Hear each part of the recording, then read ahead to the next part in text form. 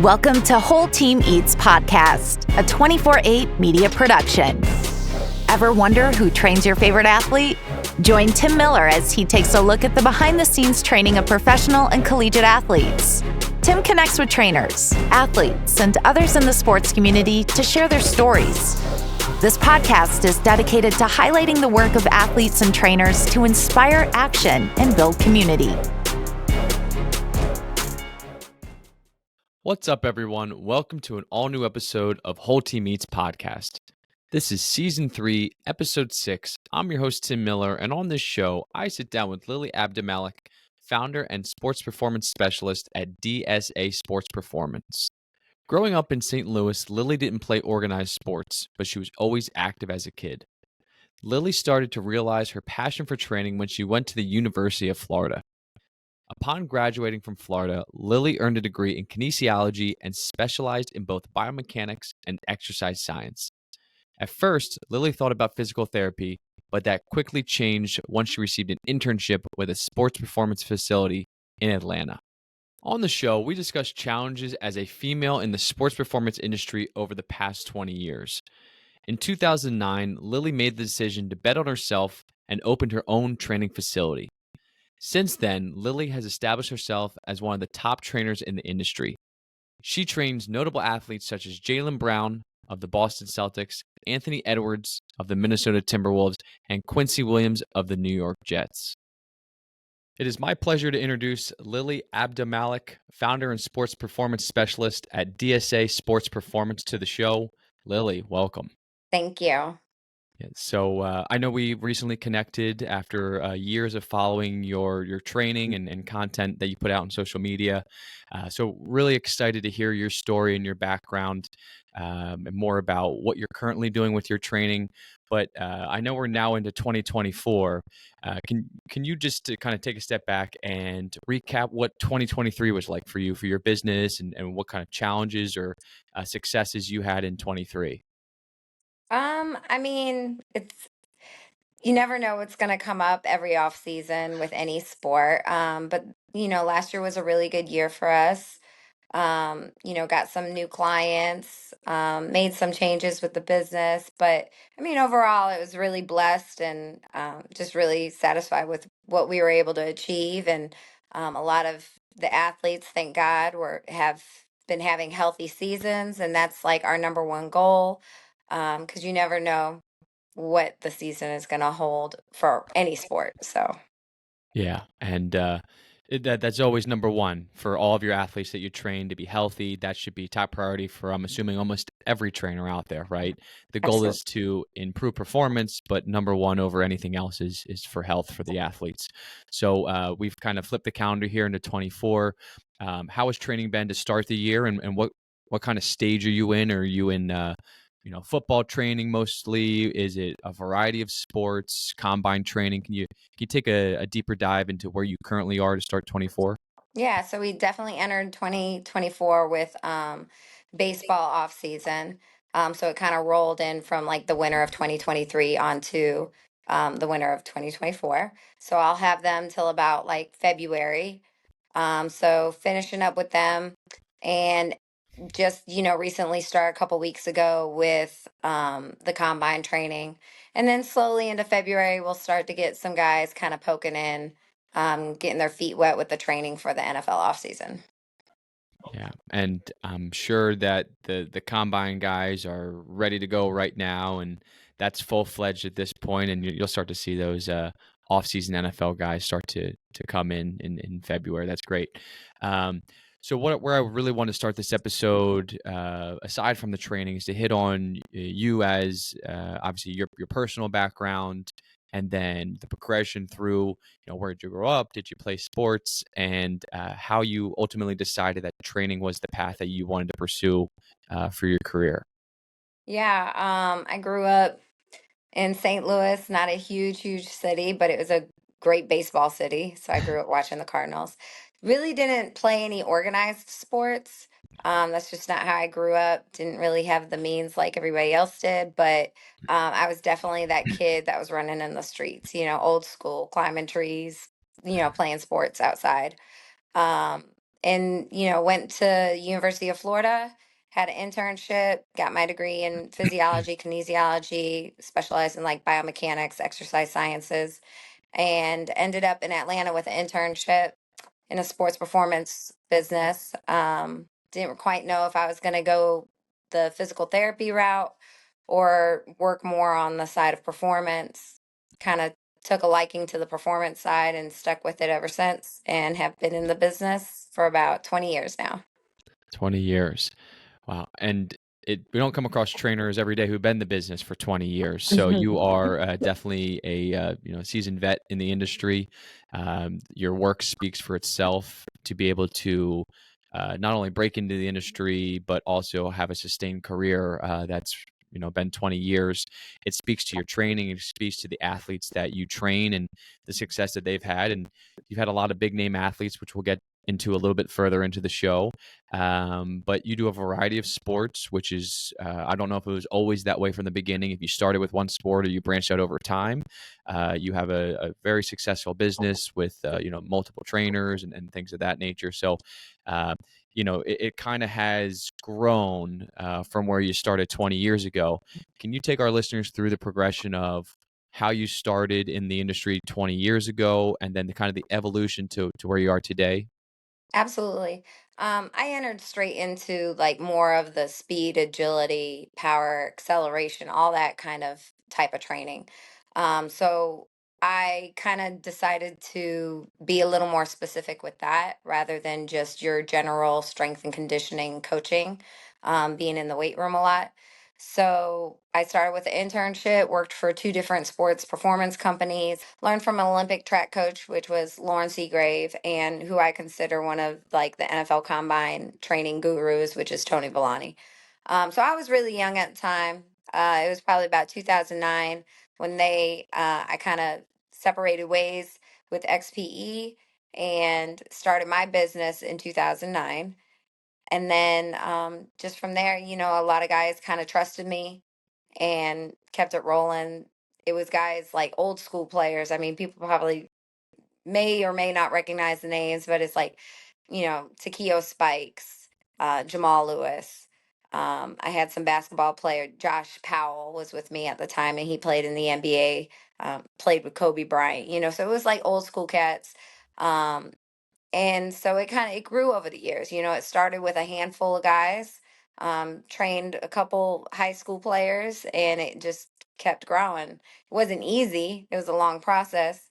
But fast forward to 2024, I have my own facility, train all types of athletes, and been grinding since.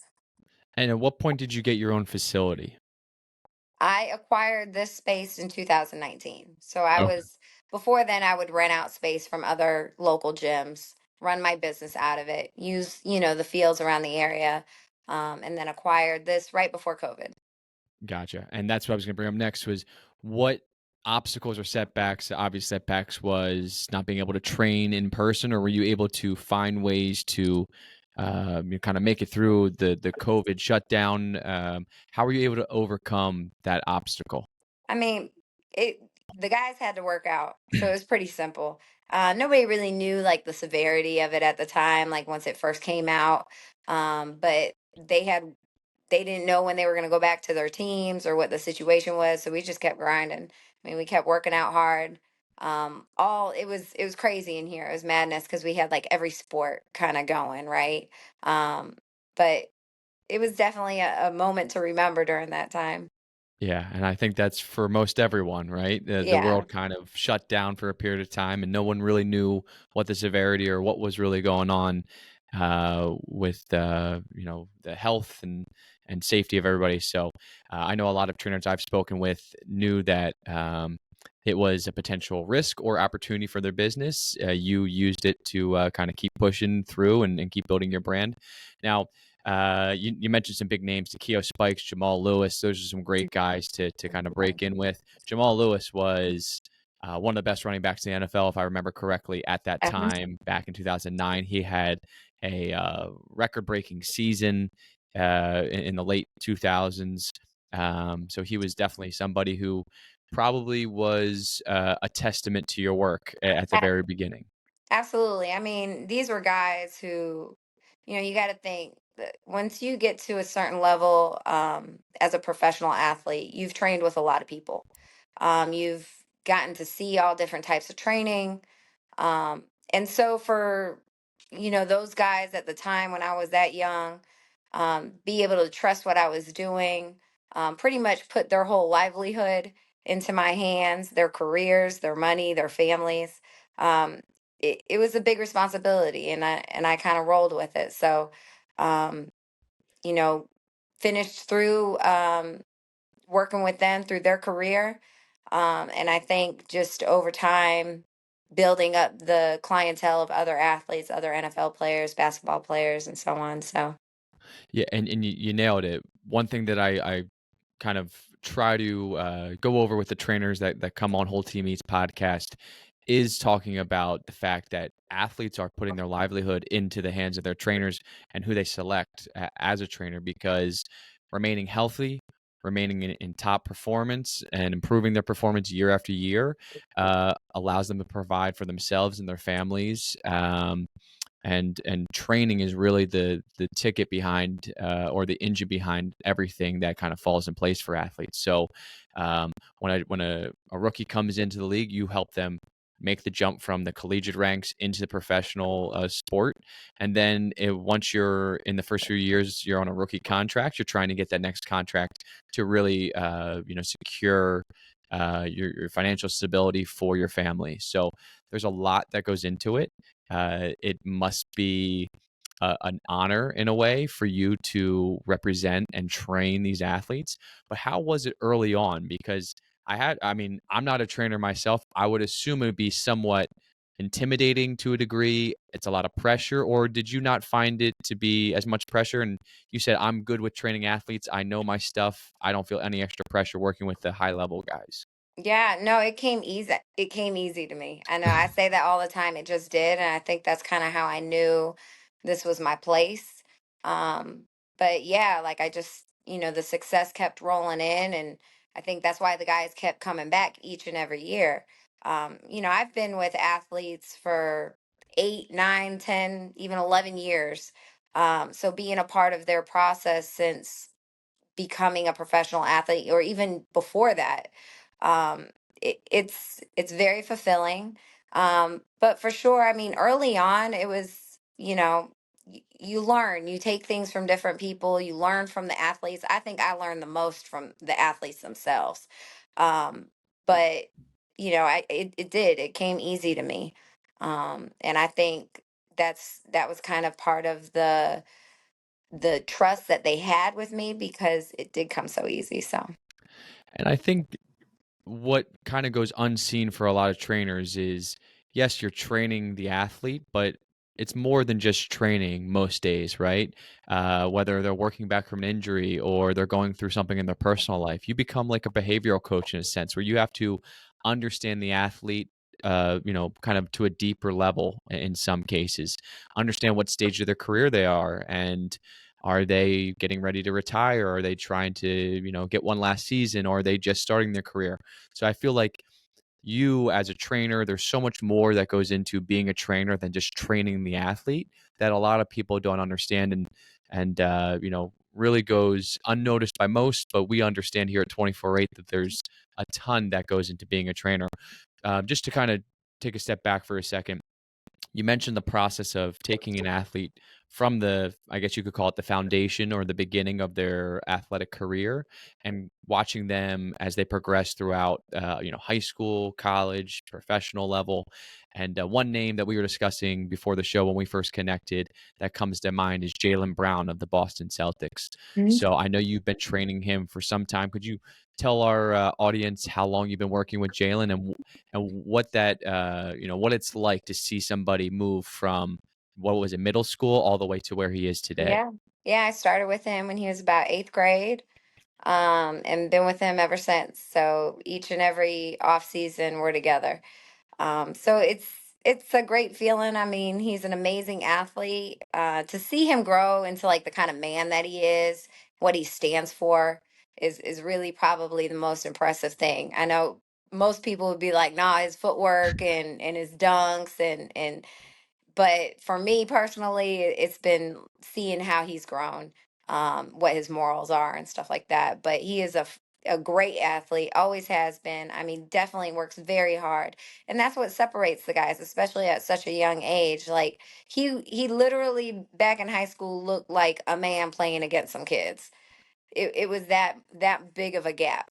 So it's no wonder that he's reached the level that he's reached. I mean, he's gone through, when I first met him, he had like an ankle injury. He was in eighth grade. So once he we kind of got through that, he definitely started to really break out, I would say about 10th grade, and just started balling from there. Yeah, and his work doesn't need to. It speaks for itself, right? He's one of the best players in the NBA at this point. He just signed it's a massive, like $300 million contract. And when you talk about his morals, it's, he's already talked about giving back to his community. So that does speak to him as a person, not just as an athlete. And you've seen that for a long time now. So, is it gratifying for you as a trainer to see somebody achieve that level of success after being with you for so long? And how does that make you feel? Yeah, absolutely. To feel that, I mean, I think what makes me feel even better is that he still comes to me after all these years. You know, you make that kind of money and you're still wanting that same kind of old school grind that you had back in the day. So that's definitely just a great feeling. It's, it just makes me feel like we're family, like I trust you, you trust me, like we're in this together. We're gonna grow together, we're gonna succeed together, and I want to see you do well, and I know he wants to see me do well as well. Yeah, that's amazing. And adding to the young NBA superstars that you train is Anthony Edwards. He's the number one pick in the overall draft. So Mhm. you do there must be something that you're doing that is attracting top talent of not just the NBA but all sports, Mhm. for them to kind of put their faith into what you're doing and the science behind the programs that you've put together. It attracts some of the top talent in all sports, which is Absolutely. incredible. Same thing. I mean, I want to pinpoint a young lady, Diamond DeShields. She grew up kind of with JB, and she plays basketball with WNBA. And I same thing. I was with her since she was in eighth grade, and she still trains with me today. So going through that process, seeing them grow up, I mean, it is pretty cool. And watching them be at the top of the top, you can't get any better than that. Once you hit the WNBA, NBA, USA athletes, like you're there. Yeah. That's what everybody looks up to. I guess the next step for you is to be at some of these Hall of Fame induction ceremonies, and that will be, I don't know if you've had any to this point, but that'll be down the line, right? For somebody like Jalen Brown or Anthony Edwards or any other athletes that you Mhm. deal with. So I wanted to kind of shift for a moment over to, obviously, as a female trainer, starting in the early 2000s. You've been in this for 20 years at this point. But what Almost. yeah, almost. Almost. I mean, there's obvious obstacles starting 20 years ago as a female in the sports performance world, training a lot of male dominant sports. What obstacles did you face getting started, and do you still face obstacles to this day? I mean, there's definitely always obstacles. I'm gonna tell you one thing about me, and I've said this in interviews before. I think I was just so focused on working with the people that I have, wanting to see the greatness out of them, that I didn't even notice if there was even any type of like, back talk or major obstacles in that sense. Like I really just stayed focused and kept doing what I was doing. Probably maybe the past couple years, you start hearing a little more about women in sports through just forums on social media, and there's a little bigger awareness of it. So I didn't really start like thinking about it or how much influence I may have or may not have, whatever it is, within the industry until social media really started getting big. Like I said, like I was just like super focused. I mean, there were definitely moments in my time that I knew I had to prove myself, and I'm just a hard worker.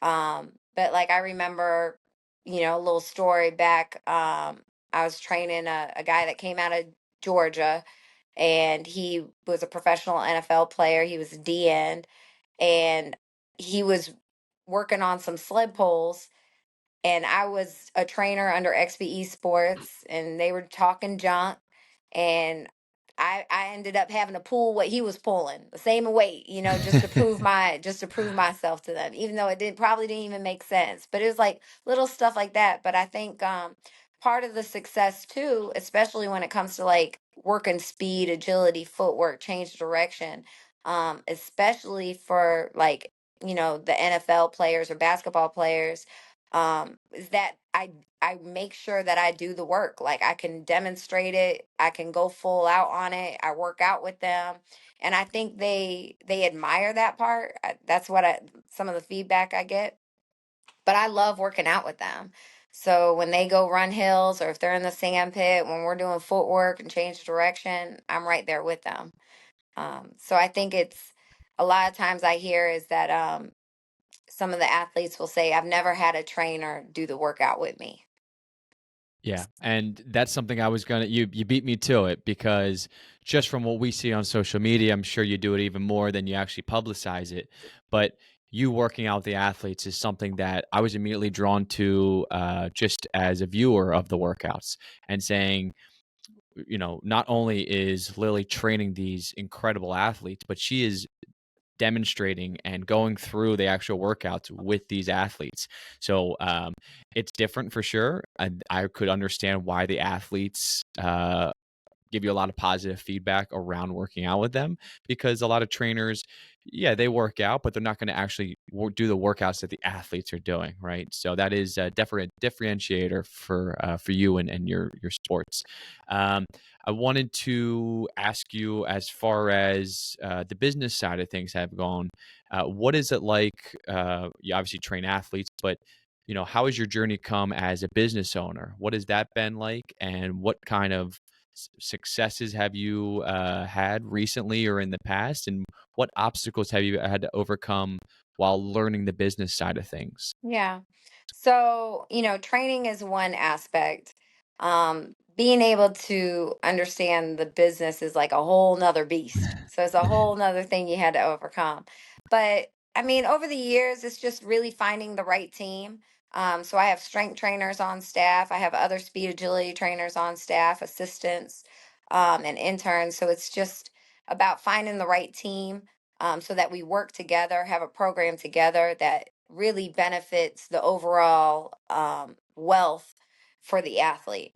And that was always my main focus. Like I'm a huge like I'm a provider. That's how I look at myself as. And I will do what I can to make sure that the athlete feels like they are the ones being taken care of, and they're number one in my eyes, even though I might have about 30 other dudes walking through. You see what I'm saying? So just finding the right team, definitely understanding, there are business things. It's like money goes, money comes in, money goes out. But being able to feel like I could keep these doors open, which I'm sure a lot of business owners can understand, um, understanding what does the overhead look like? Is that just rent alone, or does that, how does the payroll look like?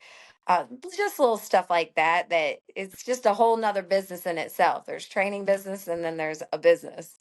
So Yeah. And that's something that you've had to do over time, and you've evolved, and you're not only running a business, you're training other trainers, you're training athletes, you're expanding your what you provide to your athletes and your services. So you're expanding your service line to your athletes.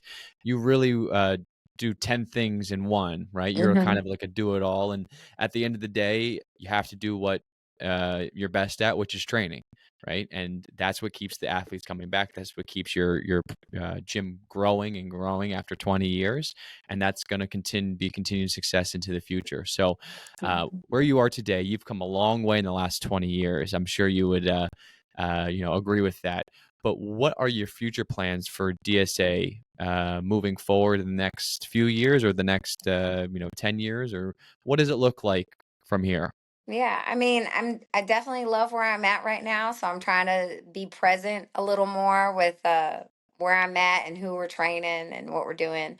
But definitely, I don't see myself stopping anytime soon. I love what I do. I love the grind. I love seeing other trainers like learn from me and apply what has made me successful into their lives, helping other athletes out. I don't know what's going to happen in the next couple of years or 10 years from now, but I know like DSA will still be around. It's not going to go away anytime soon.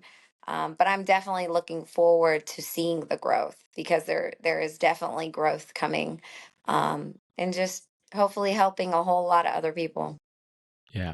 And for those who are wondering where you're located, you're right outside, or you're in Atlanta, Georgia, or right outside Atlanta, Georgia, one of the premier training spots in Georgia. So we are excited to see what the future holds for DSA and you and your athletes moving forward. And just to wrap up here, one question I like to kind of close out my episodes with, and there's always a different take, but what advice would you give to your younger self starting out, and would you change anything about your journey to this point? I think I'd tell my younger self to trust myself, trust my instincts a little more. Um, don't question, as much of the process as I probably had in the past. Just to trust it. And then, what was the second question? Yeah. Would you change anything about your journey to this point? No, I've learned so much that there's no way I could have skipped a moment or a phase in this journey, and think that I'd still be where I'm at. Even if the process took a little longer, it was definitely like meant to have happened just for my own learning and experience. Yeah, I think sometimes the best way to be successful or learn is to learn from mistakes, right? And Hmm. it's great to have mentors. Mentors are a big part of what you do or what athletes do. Mentors are crucial to be successful, but sometimes you have to witness or have those failures firsthand, and that's how you learn and get better and continue to build year after year after year. So that's definitely a key component of has gotten you to where you are today. So once again, Lily Abdelmalek, founder and sports performance specialist at DSA Sports Performance. It was wonderful to have you on the show. We're excited to see where DSA goes from here. We'll keep our listeners clued in, but Lily, it was wonderful to have you. Thank you.